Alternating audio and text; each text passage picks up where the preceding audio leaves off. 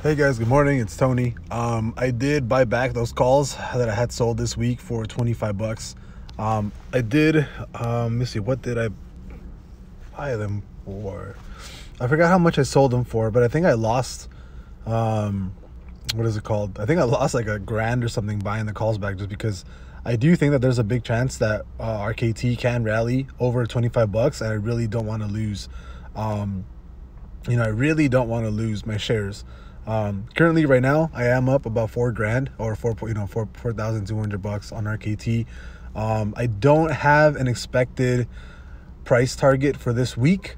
But just because it is the most shorted stock in the entirety of the market, the stock market, basically, apart from GameStop. And I think it's actually more expensive to short RKT than it is GameStop.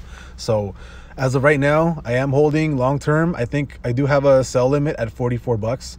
If it does hit $44, whenever it actually does, I will cash out my full original investment of like $63,000. So if it hits 44 bucks, I'll do like a 63K profit, and then I'm basically letting the rest ride until, like, I think my PT for this is actually around $200 in the next couple of years, right? So I'll take out my initial investment, and then I will be doing I'll be leaving the rest of it just kind of to ride out, right?